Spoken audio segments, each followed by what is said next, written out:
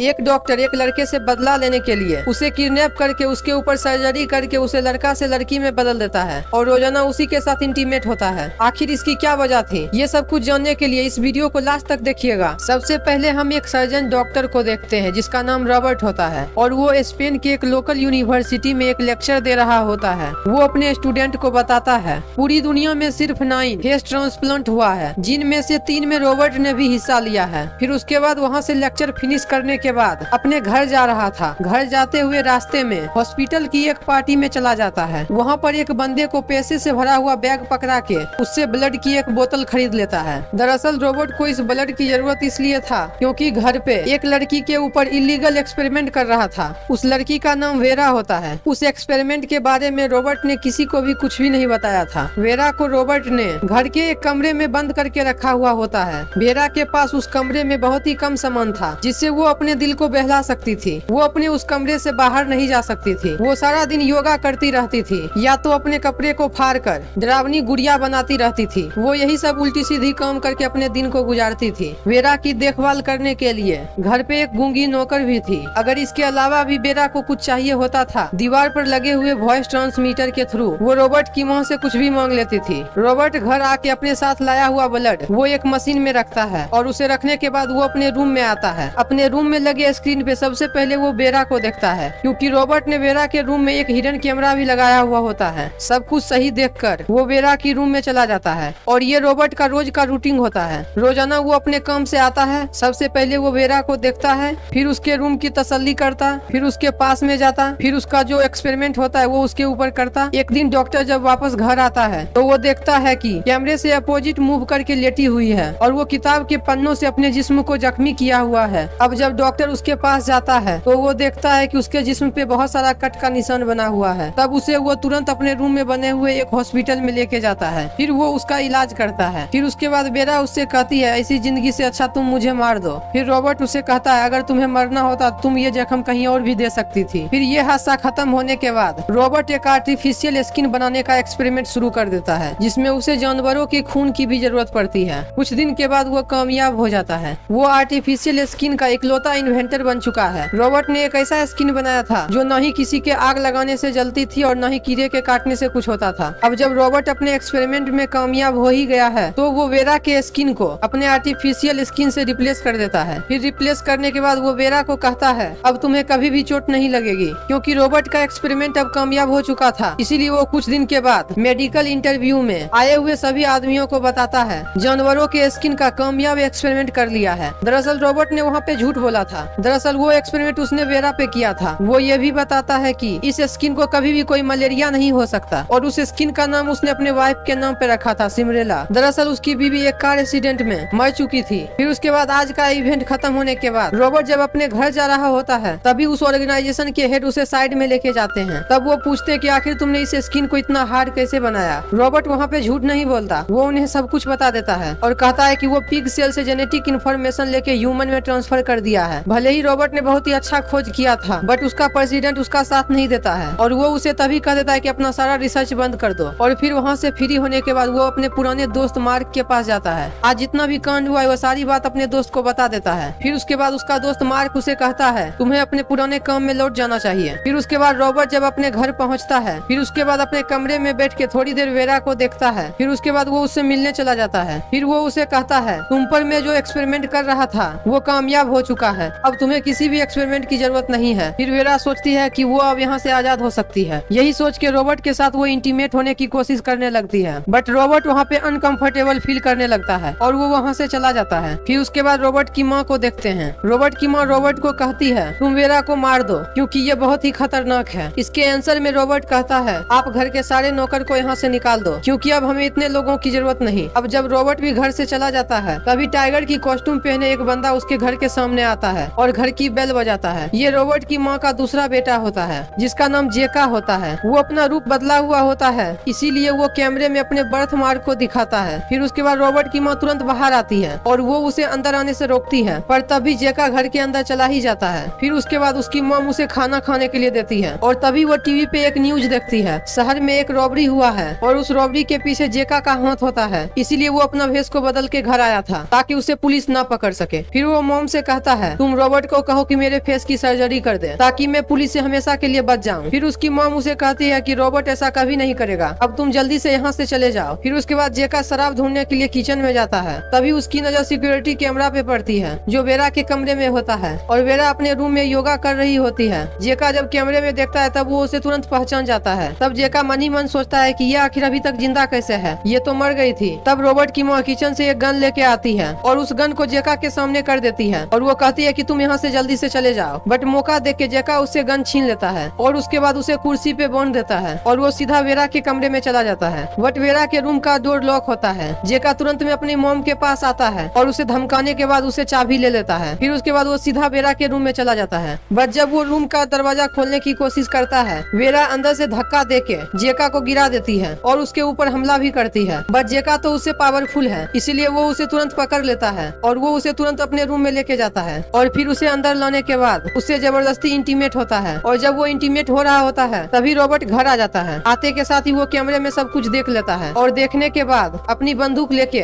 वो सीधा वेरा के रूम में जाता है और वो जाते ही जेका को तुरंत फायर करके मार देता है। फिर उसके बाद उसकी मॉम को बहुत दुख होता है। फिर वो सोचती है कि काश वो जेका के साथ वेरा को भी मार देता। तब रॉबर्ट जेका की बॉडी के ठिकाने लगाने के लिए वहाँ से लेके जाता है। तब रॉबर्ट की माँ वेरा को जेका और रॉबर्ट के बारे में बताती है। वो बताती है कि रॉबर्ट और जेका दोनों सौतेले भाई हैं, इसीलिए रॉबर्ट के कानूनी तौर पे उसके अपने माता और पिता थे। बट रॉबर्ट की माँ के दिल में अपने बेटे के लिए बहुत ही प्यार था, इसीलिए वो जेका को भी पाल पोस के बड़ा करती है। फिर वेरा रॉबर्ट की माँ से पूछती है जेका ऐसा क्यों सोच रहा था कि वो उसे जानती है। इसके जवाब में उसकी मॉम उसे कहती है तुम रॉबर्ट की वाइफ जैसी लगती हो जिसकी मौत एक कार एक्सीडेंट में हुआ था। साथ में वो वेरा को यह भी बताती है जेका की परवरिश सड़कों पे हुई है, वो हमेशा से अपनी माँ से दूर बड़ा हुआ है, इसीलिए वो बिगड़ गया था और वो पुलिस से छुपते हुए मेरे घर आया था और वो मुझसे मदद मांगने लगा और तभी उसने रॉबर्ट की वाइफ सिमरेला को देख लिया और वहाँ पे एक दूसरे को पहली नजर में ही एक दूसरे से प्यार हो गया था। और कुछ दिनों के बाद वो दोनों घर से भाग गए थे, मगर बदकिस्मती से रास्ते में उनकी गाड़ी का एक्सीडेंट हो गया जिसमें जायका तो बच जाता है बट सिमरेला का चेहरा पूरी तरह से जल जाता है। बट रॉबर्ट अपनी वाइफ को घर उठा के किसी तरह लेके आता है और घर लाने के बाद जितना भी शीशा घर में है वो सारे शीशे को घर से बाहर निकाल के फेंक देता है ताकि सिमरेला अपना चेहरा न देख सके। लेकिन एक दिन सिमरेला की बेटी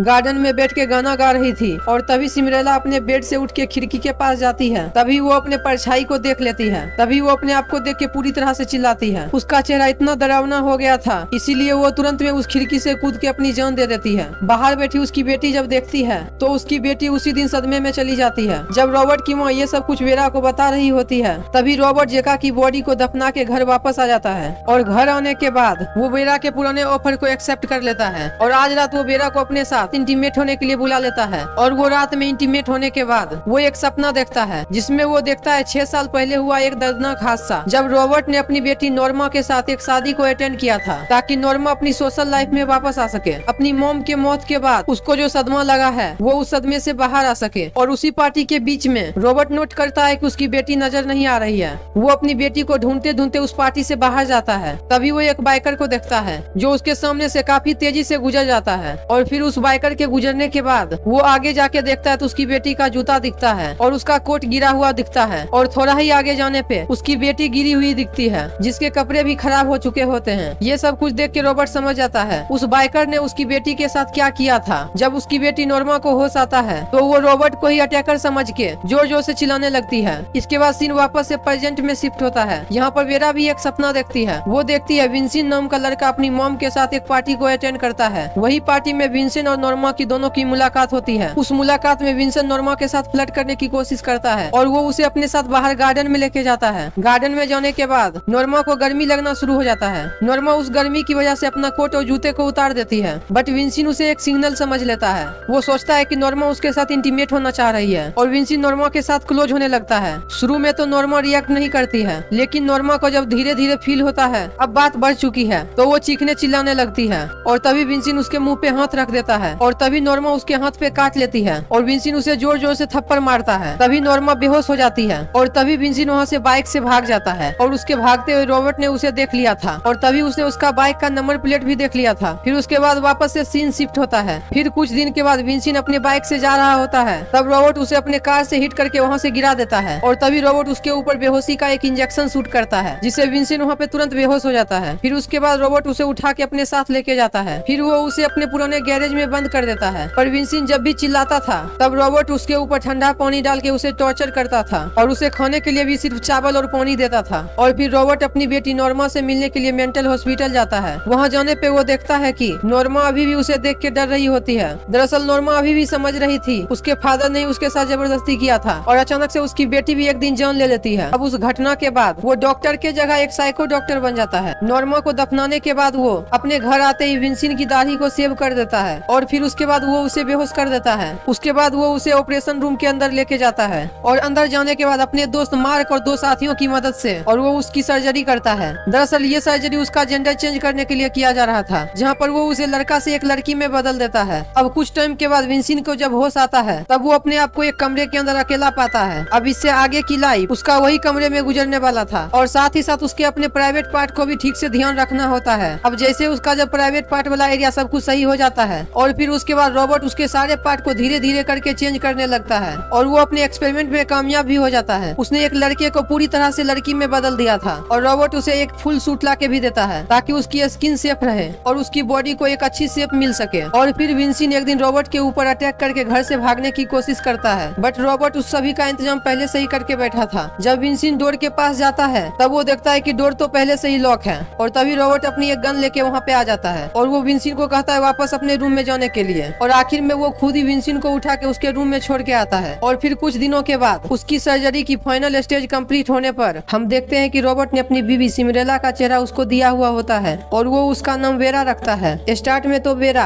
रॉबर्ट की दी हुई हर एक चीज को खराब कर देती थी। रॉबर्ट की दी हुई सारे कपड़ों को फाड़ के वो उसे डरावनी डॉल बनाया करती थी और वो दीवारों के ऊपर अपने साथ हुआ जो घटना है उसको लिखा करती थी और उसके पास अपने इंटरटेनमेंट के लिए सिर्फ एक ही टीवी होता है जिससे वो अपना वक्त गुजारती थी। फिर कुछ दिनों के बाद रॉबर्ट अपनी माँ वेलेरिया को अपने घर बुलाता है ताकि वेरा की देखभाल की सारी जिम्मेदारी पूरा हो जाए। फिर उसके बाद स्टोरी वापस से प्रेजेंट में आती है जहाँ पे दिखाया जाता है रॉबर्ट और वेरा अपनी जिंदगी हंसी खुशी गुजार रहा है। तभी एक दिन वेरा रॉबर्ट की माँ के साथ मार्केट जाती है और उसी वक्त मार्क रॉबर्ट से मिलने के लिए वापस आता है और उसे एक न्यूज़पेपर दिखाता है जिस पर एक मिसिंग पर्सन के बारे में लिखा हुआ होता है। उसी में से एक पिक्चर विंसेंट का भी होता है और उस सर्जरी में मार्क भी था, इसलिए वो विंसेंट को पहचान जाता है। और फिर वहाँ आने के बाद वो रॉबर्ट से पूछता है तुमने मुझसे झूठ क्यों बोला। और तभी रॉबर्ट अपने डोर से एक गन निकाल लेता है और मार्क को धमकाने लगता है, पर इतने में ही पीछे से वेरा आ जाती है जिससे इन दोनों की बातचीत रुक जाती है और वेरा मार्क से कहती है इस ऑपरेशन के लिए उसने पूरी इजाजत दी थी। ये सब सुनने के बाद मार्क पूरी तरह से सेटिस्फाई हो जाता है और वहाँ से चला जाता है। और फिर शाम में रॉबर्ट और वेरा दोनों एक दूसरे के साथ इंटीमेट होता है और तभी वेरा नीचे जाती है और उसी मौके का फायदा उठाते हुए रॉबर्ट की पिस्टल भी वो अपने साथ रख लेती है। और फिर रूम में आने के बाद वो रॉबर्ट से कहती है तुमने मेरी पूरी जिंदगी को बर्बाद कर दिया है। ये कहते ही वो उसके ऊपर फायर कर देती है। तभी नीचे सो रही रॉबर्ट की माँ वो भी ऊपर आ जाती है और वो भी अपने साथ गन लेके आती है, पर वेरा रूम के अंदर छुप के उसकी माँ का आने का इंतजार करती है। जैसे ही रॉबर्ट की माँ रूम के अंदर इंटर करती है वेरा उसे भी गोली मार देती है। अब सब कुछ खत्म हो जाता है, इसीलिए कुछ कपड़े और पैसे वहाँ से ले लेती है और फिर वो अपने माँ के पास जाती है और वो उसे अपने बेटे होने का एहसास दिलाती है और वो उसे हर एक चीज बताती है जो विंसेंट को पता था। तभी विंसेंट और उसका माँ दोनों इमोशनल हो जाते हैं और यहाँ पे ये मूवी खत्म हो जाती है। अब आप ही बताइए दोस्तों, रॉबर्ट का गलती था या विंसेंट का गलती था, क्योंकि दोनों आदमी अपने अपने जगह पे सही था। अगर आपको कोई वैलिड पॉइंट मिलता है तो कमेंट में जरूर बताइएगा और अगर आपको ये वीडियो पसंद आया तो सब्सक्राइब भी कर लीजिएगा और लाइक कर दीजिएगा अगले वीडियो के लिए। तब तक के लिए बाय बाय।